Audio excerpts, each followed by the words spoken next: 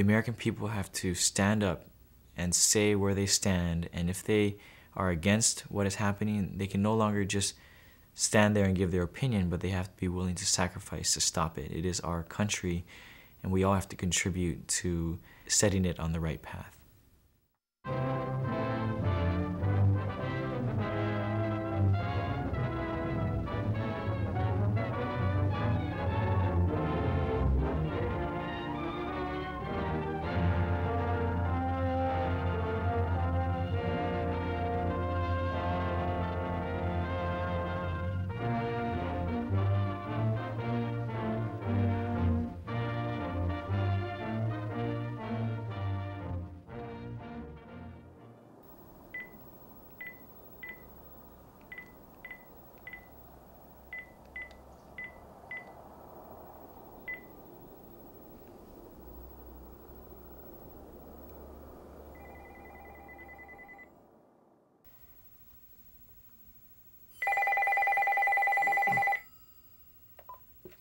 Hello.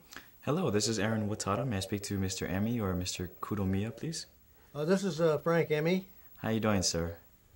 Morning. Thank you for calling. Oh, you're welcome.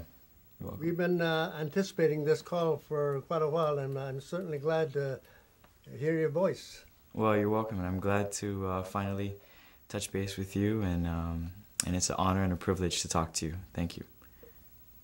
Well, was there any particular question or anything like you'd like us to answer, or do you have questions on? Well, I think the one thing that I noticed, especially in making my decision a while ago, was that I'm not the first. There are always people who have come before me in every instance, in every place and time when there's injustice, and people stand up and try to correct this injustice. And I took great inspiration and encouragement from that, and it helped me in the decision that I made. And I just certainly want to hear your story because it's sadly and unfortunately among the Japanese American community, it's not a story that you hear very often or at all even.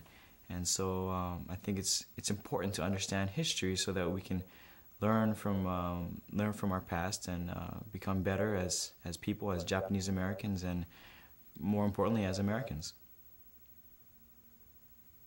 Sitting here with me is a resistor from the Hartmont Fair Play Committee, and a World War II veteran. Resistor is Yoshi Kuromiya, and the World War II veteran is Paul Tsuneshi, who's been very active in presenting the resistor story and has been supportive of the resistors and very supportive of your actions. Well, hello, gentlemen, and thank you for your support. Yosh would like to say a few words here.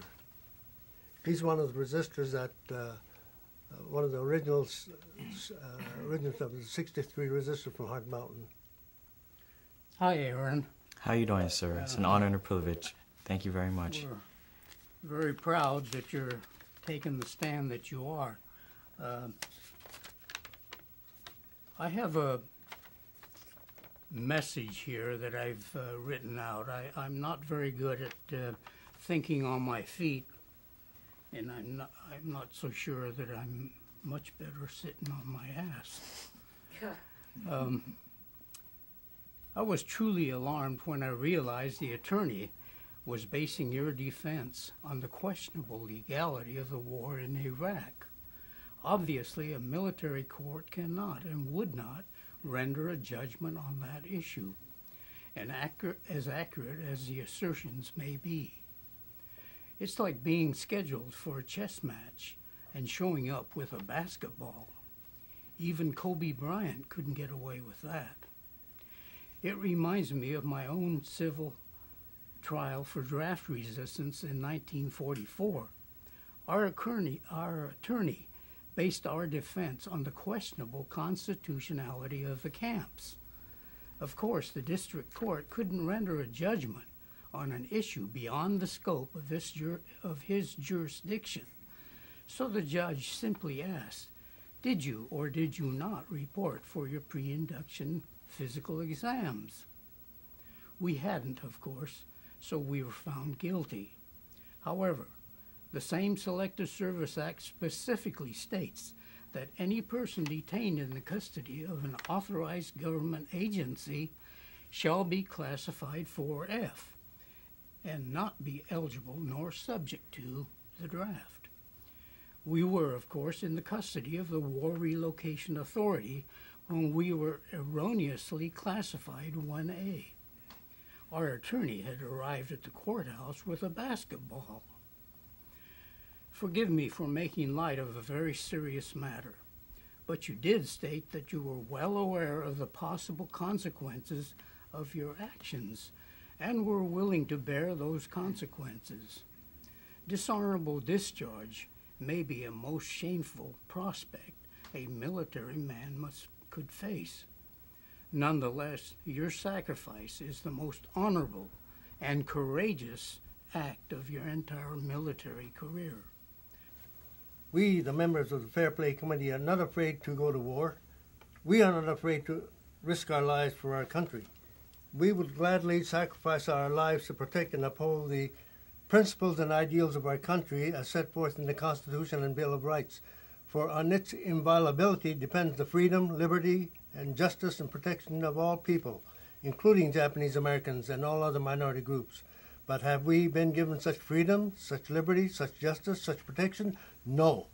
Without any hearings, without due process of law as guaranteed by the Constitution and Bill of Rights, without any charges filed against us, without any evidence of wrongdoing on our part, 110,000 innocent people were kicked out of their homes, literally uprooted from where they have lived for the greater part of their life, and herded like dangerous criminals into concentration camps with barbed wire fences and military police guarding it. And then, without rectification of the injustice committed against us, nor without restoration of our rights as guaranteed by the Constitution, we are ordered to join the Army through discriminatory procedures into a segregated combat unit. Is that the American way? No. The FPC believes that unless such actions are posed now, and steps taken to remedy such injustices and discriminations immediately, the future of all minorities and the future of this democratic nation is in danger. Thus, the members of the Fair Play Committee unanimously decided at their last open meeting that until we are restored all our rights, all discriminatory features of the Selective Service abolished, and measures are taken to remedy the past injustices through judicial pronouncement or congressional act, we feel that the present program of drafting us from this concentration camp is unjust, unconstitutional, and against all principles of civilized usage. Therefore, we members of the Fair Play Committee hereby refuse to go to the physical examination or to the induction if and when we are called in order to contest the issue. We were sentenced to 4 years in a federal penitentiary at Leavenworth. 10th Circuit Court of Appeals reversed our convictions, and although we won our case at the end, we still had to spend 15 months in the Leavenworth Penitentiary. You have a very strong moral case against the government, but I'm just wondering if that's going to be enough to have you beat this rap. What do you think? Well, certainly not. I don't think the military law is set up not for the rights of the defendant or those who go against the policy. And to me, that's not important. It's not important whether you have these... like you said before, the United States government has violated its own principles and its own laws. We in the military take an oath to defend the Constitution, and when we have a government that violates its own treaties and laws that it has incorporated into the Constitution, and then it forces soldiers to condone and enable that behavior. Do you think the Nuremberg principles would not apply in your case? I certainly believe it applies, and it applies to every soldier out there. We are either part of the problem or we're part of the solution. And just simply going along with whatever we're told and saying that, well, we're not part of American foreign policy, that's no excuse, especially when you see the devastation we have wrought upon the Iraqi people and around the world.